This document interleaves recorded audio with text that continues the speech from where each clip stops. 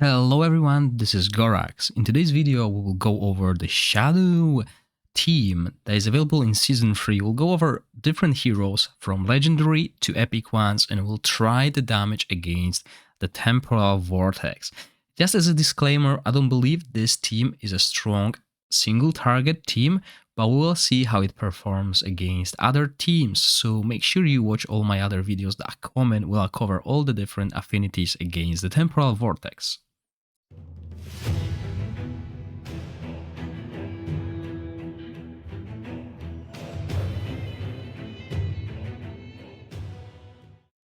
Before we look at the teams, let's have a look at the unique mechanics that the Shadow team has, and I'll go over them briefly.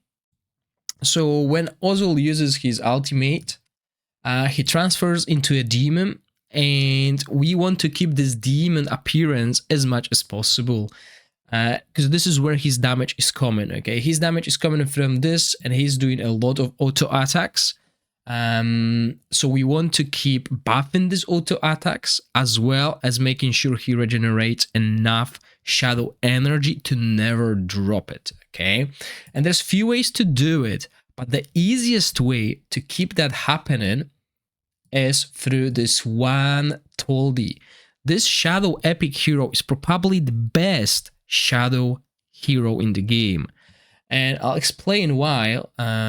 Let's quickly go to this team here and put this equipment on. Okay, so why I love Daphne, and I'll show that synergy as well. You don't need Daphne or any other shadow hero to make Ozul have this ultimate constantly once you have Taldi. Now, another thing with Taldi is he can have his he can apply defense penalty almost all the time. Look how he works. Okay, so every time he regenerates energy, shadow energy, through skills, he's got a 30% chance of regenerating shadow energy for shadow allies. Okay, and his battle skill regenerates like 60 shadow energy. As you can see, we are constantly having enough energy, shadow energy, on our exclusive hero to make him stay in this. He's going to stay in that form forever, okay, until they die, obviously. So you don't need any legendary heroes beside Taldi. This is why we can run Shadow team with 3 supports, similar to what we've been running with Ice Blast. Now, Shadow team will not do as much damage as Ice Blast on a single target. That's what I have noticed.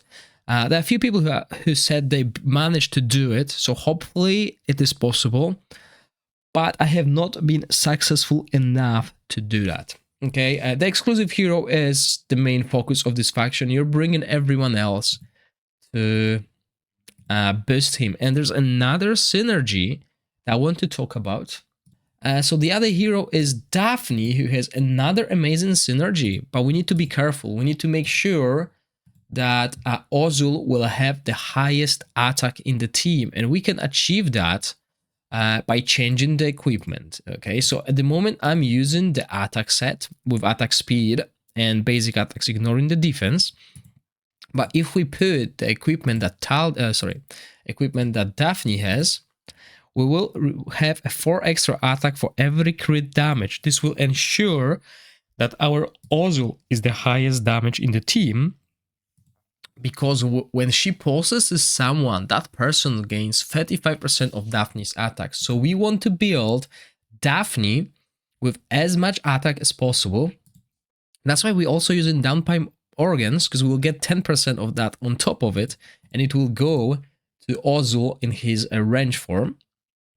And then we run in this set, right? It's amazing set, and we can get high attack.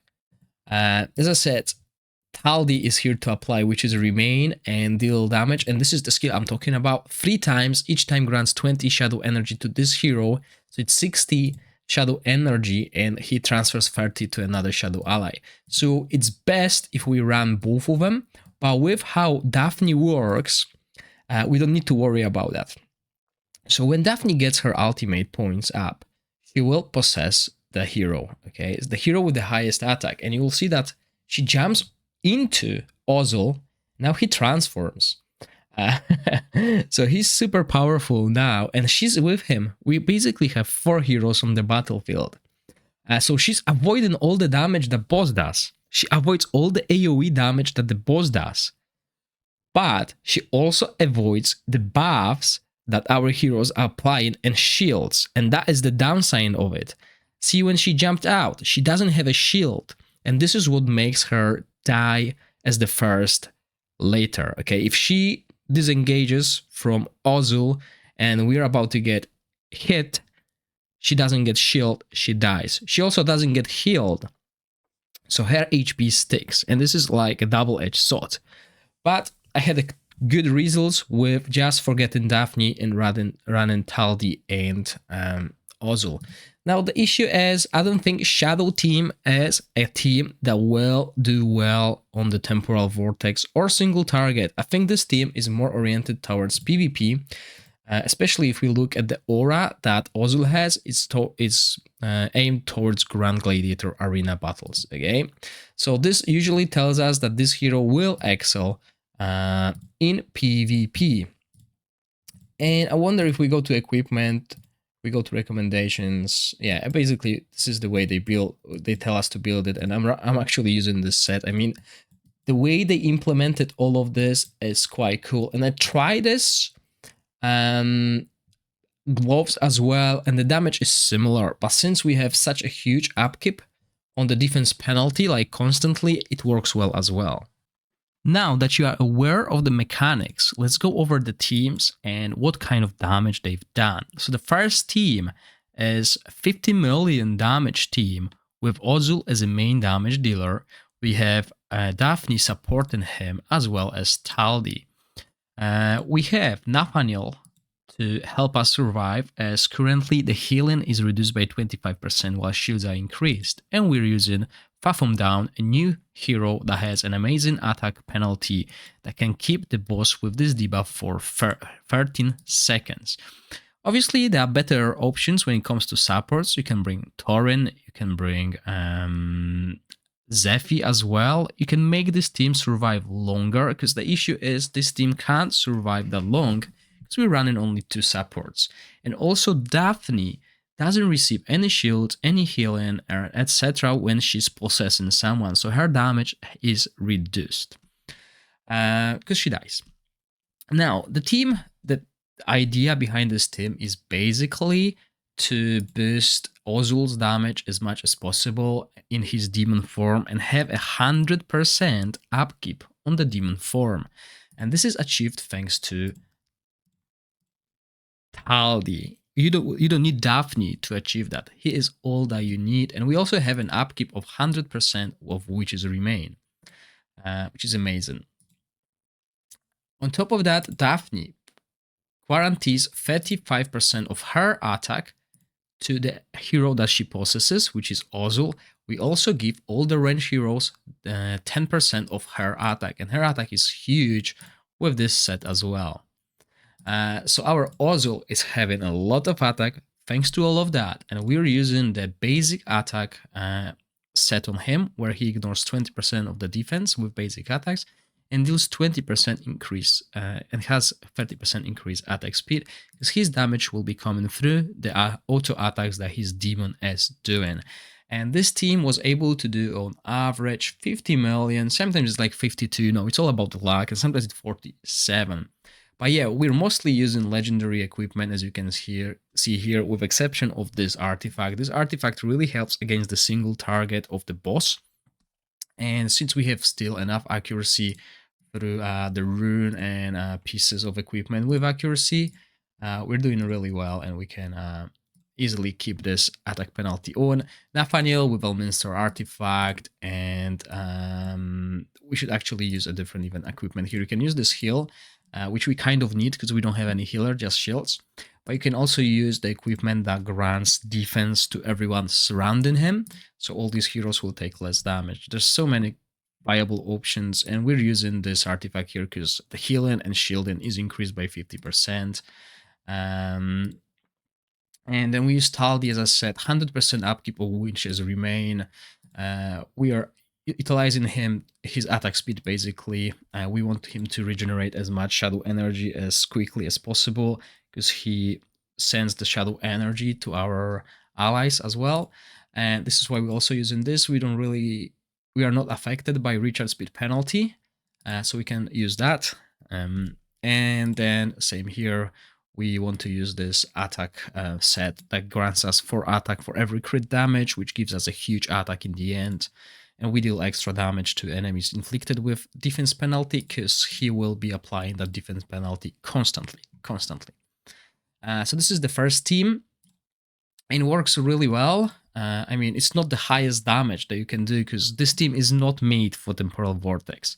And now, if you wonder how good Ozul can do with the same equipment, but just not the artifact, so let's say you only have 1 copy of Ozul, the damage will be significantly lower, 37 million up to like 40, you know, that's the range here. And we're still using the same team. Now, if you're thinking about playing Shadow without Ozul, the damage will drastically drop, okay? The 27 million, you know, the cheater is not too bad, but he's not doing too much damage, and I'm still using legendary artifacts here. So imagine if you can't get access to these legendary artifacts, your damage will be even more less. Well, it will be even lower significantly, okay? So this is something you need to remember when it comes to this Shadow team. It is not a Vortex team. And then I also run Cheater with Sifla, and she is doing quite a lot of damage. Again, this is mostly due to this artifact, because this artifact is really good. It's a really strong artifact for the Shadow heroes. As you can see, it's on par with an exclusive artifact for our exclusive hero. So it is really, really strong, especially if you use it on damage dealer with Taldi. So yeah, this is a really good artifact, but the team, as I said, again, is not good against single target. You can bring, you know, proper supports and the damage will go up. As you can see here, I replaced the tank with Megan, and despite healing being reduced, I still did 41 million damage and built Megan as a tank with Horn to boost the team. And then I also tried playing other heroes. So as you can see here, Taldi, and we used Asphalta. I didn't use Asphalta in a team with Ozul because Taldi is just a mandatory hero. He will be a mandatory hero when you play Ozul. And you need to make sure, you can even make him like your main damage dealer. He's so good. He's probably the best epic we get in Season 3, especially for Shadow. And then we have a team without Daphne. As you can see, the damage is similar. And these are the artifacts. And the reason why the damage is similar, because the issue with Daphne is she does not receive any healing, shields, buffs when she's possessing our ally. So it's very hard to keep her alive, because sometimes she emerges and just gets one-shotted, because her HP bar doesn't go up because she doesn't receive any healing. So, you know, the damage sticks to her basically. And yeah, here we got Sifla to deal damage, and she's not bad for a rare. But I also tried to replace Asphalta with Cheater, and the damage was just so low. Okay, this is basically the same thing. So yeah, Cheater is not too bad, but it doesn't work too well against single target. I mean, this team, if we look at the aura on Ozul, it's Grand Gladiator Arena, and I would expect him to perform really well in PvP. Sadly, I can't really test the PvP on the test server because there's not enough enemies, and I'm playing against low-level enemies. But yeah, this is the Shadow in a nutshell. I think when it comes to Temporal Vortex, if we look what we can build, I think Dauntless team will be better than the Shadow. But the issue with this affinity is we're lacking good supports. I tried Gladros as well. I tried Thorin, and somehow I think these two work really well, especially when the healing will not be reduced. We can also play 3 supports. I think I didn't save that team here. Yeah, I didn't, but what works well is having just Ozul, just Taldi, sorry, just Aldi, and free support. So we put Daphne and we bring in some extra healer like Megan. If you have Tauren, you can put Tauren in. We can bring in, as I said, Megan. Yeah, there's a few options. Gulandel, Zarlov. Okay, you can bring more offensive healer because those two guys is enough. They are really powerful combo. And this combo will be also powerful in PvP. So yeah, that's me about the Shadow. I mean, there are teams who can do 70, 80 million damage, but they require like full legendary team with min-maxing. And sadly, I'm not gonna lie, the equipment that I got on the test server this season is terrible. Like, I can't have like proper crit rate, crit damage equipment because it's lacking and there's only like 2 options.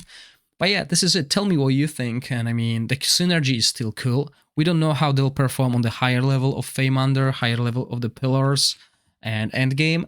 But so far, there are better teams for the Temporal Vortex. So better teams for a single target than this one. I hope you enjoyed the video. If you do, please click the like button and consider subscribing to my channel. As always, thank you for watching. Stay safe. Bye.